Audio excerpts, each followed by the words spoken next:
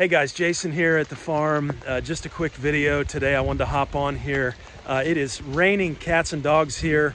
It's Friday afternoon, Oxford, Ohio, and just a quick video. You know, sometimes in these weather extremes, I get these moments of clarity here, and I think that this is one. And just real quick here, I want to show you the situation. Okay, you can see here, this is an area just kind of leading out to the pastures, but point is this area is up higher than our garden out here, and then also, you know, like right here, over here, just coming down this grassy area, you can see the the standing water.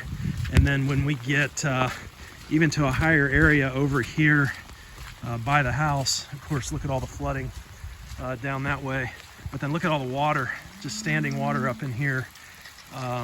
You know, lots of standing water today. We had 2 inches of rain on Tuesday. Today's Friday afternoon, where we've had about another inch. And just wanted to hop on here and show you this garden area. I think this is so intriguing. You know, in the past, we used to get flooding. This garden used to flood out. It might be hard to see on camera, but the whole garden kind of goes down on the edges, and that's just because, you know, that's from the years of tillage on this thing. We tilled for years. It's been probably 3 or 4 years since I've gotten the tiller out. We kind of stopped doing that after reading about soil health principles. I hear a lot of folks talk about no-till, right? And no-till is kind of the, you know, the crown of the regenerative ag, or maybe an anchor of the regenerative ag movement. And I'm always a little bit not skeptical, but just like just doing no-till is kind of like, you know, going on a gluten-free diet and just eating Oreos, right? I mean, yeah, Oreos are gluten-free, but probably not going to achieve much result. I think it's about more than just no-till, although that is a principle. So, you know, looking at this, isn't it interesting? In some of the higher areas, we see flooding, and then on this low area in the garden, I mean, there are a few spots that kind of dip down where we do see a little bit of water, but not much. I mean, I get out here, and this really even has a different feel to it, this soil, this ground, than the ground even just outside of the garden. And so, you know, I attribute this to soil health principles. With this ground here, I mean, both these sections of ground are no-till. This is the yard, we just mow it. Obviously, we're not tilling our yard. And then, you know, this is the garden area. And so, you know, what's the difference? Why does one flood out and the other one does not? Again, I think it's a multi-pronged approach. I really do to soil health. You know, you can see that here today. And what do? We have multi-species impact, multi-species animal impact and disturbance. And so at different times of the year, we're going to bring carbon out, which is in the form of hay. Okay, we're going to feed sheep here. Later on in the winter, right before spring, we'll bring sheep in, let them take down this multi-species cover crop, let them graze that, and then we'll hay the garden. We'll get that carbon out. Then the sheep go off, and the chickens come in the chicken tractor, and we run them right behind the sheep, and the chickens move over, and then we put down our black landscape fabric, and we plant our annual garden plants right into that fabric. And so, you know, your chickens are adding another element of disturbance, like a harrowing to that sheep manure and the spent hay, you know, and you've just got it's like I think Joel Salatin calls it like a carbonaceous diaper, right? Which sounds disgusting, but soil health and microbial health wise, that's really what we're after. And then given that carbonaceous diaper time to break down and feed your soil biology. Again, it's all about the soil biology. I know we've kind of gone off the deep end here lately with the Johnson Sioux. You know, Johnson Sioux is just a tool. It's not a silver bullet, but it's just a tool that we can use to stimulate biology.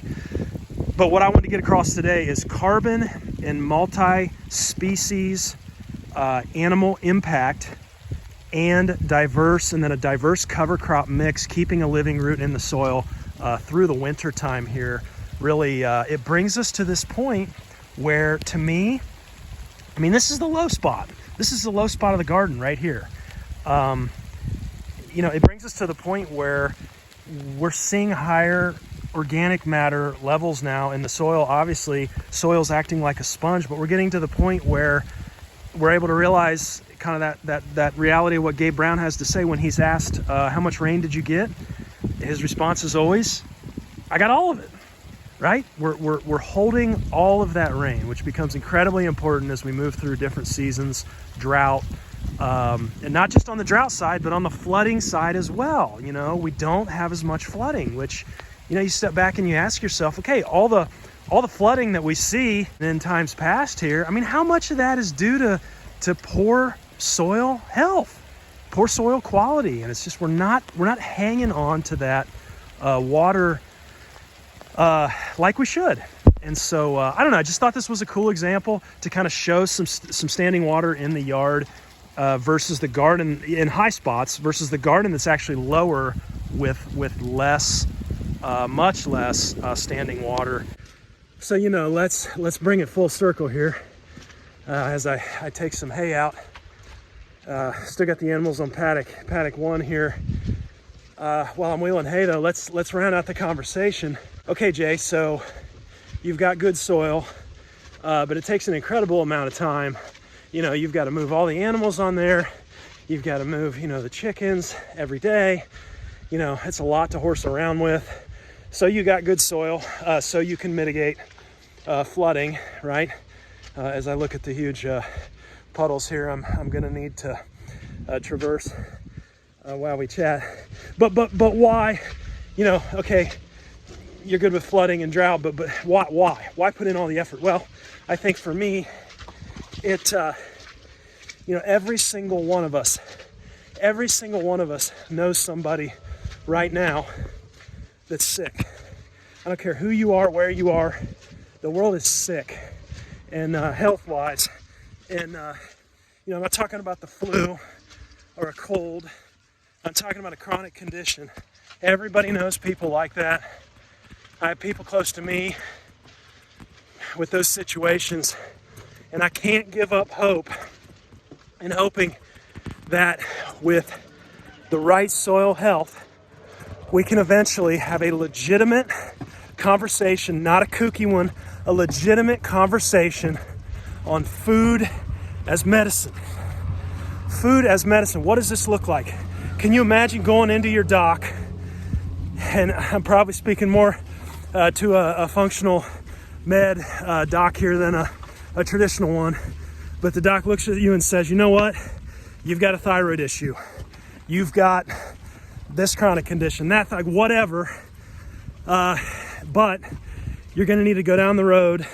You're going to need to see Jason at Birchfield Farms because he has excellent soil and he's growing, you know, fill in the blank, carrots, apples, whatever. And you're going to need to get that produce grown in that good soil, consume it for 6 weeks in this way, and then you're going to heal. Daggone, can you imagine that? Can you imagine a world like that? And a byproduct of that is the pharmaceuticals get taken out at the knees. That's just a byproduct. That's not what we're going for. Authentic, legitimate human health can come from good soil. And we're not stopping here until we see it. End of rant. Talk to you next time.